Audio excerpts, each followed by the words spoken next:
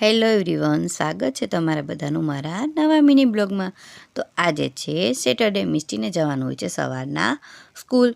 Saturday ને મોર્નિંગની school હોય છે, તો બસ એને ઉઠાડી, બ્રશ કરાવી, નવડાવી અને નાસ્તો આપી દીધો। એ નાસ્તો કરે ત્યાં સુધીમાં મેં એનું લંચ બોક્સ રેડી કરી દીધું અને સેટરડે એને લઈ જવાના હોય છે લંચમાં ફ્રૂટ। તો સરસ મજાનું ઓરેન્જ કાપી આપ્યું અને પછી એને કરી દીધી રેડી કરી થોડું સ્કિન કેર કરી આપ્યું અને પછી હું એને થોડું વાલ કર્યું, કેમ કે સવારમાં બાળકોને વાલ કરી અને સ્કૂલે મોકલીએ તો એનો આખો દિવસ સારો જાય।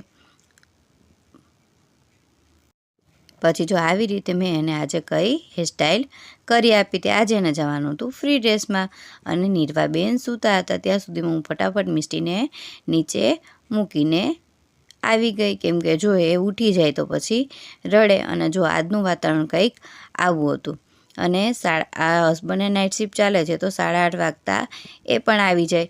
તો હસબન્ડ આવ્યા ત્યાં સુધીમાં સરસ મજાની ચા ભાખરી બનાવી અને પછી સાથે નાસ્તો કરી લીધો। નાસ્તો કર્યો થોડી વાર થઈ ત્યાં નીરવાબેન પણ ઉઠી ગઈ અને નીરવાબેનના ધમાલ થઈ ગઈ ચાલુ કે તારે કંઈ કામ નહીં કરવું, બસ તું અહીં મારી પાસે બેસ। કિચનમાં જવું તો હાથ પકડી અને હોલમાં લાવ્યા કે હું રાઇડરમાં બેસું છું, તું મારી પાસે રમ એમ।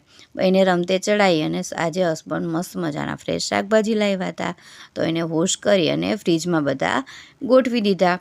અને પછી મિસ્ટીને ઉઠાડી, કેમ કે એને 4 વાગે ટ્યુશન જવાનું હતું।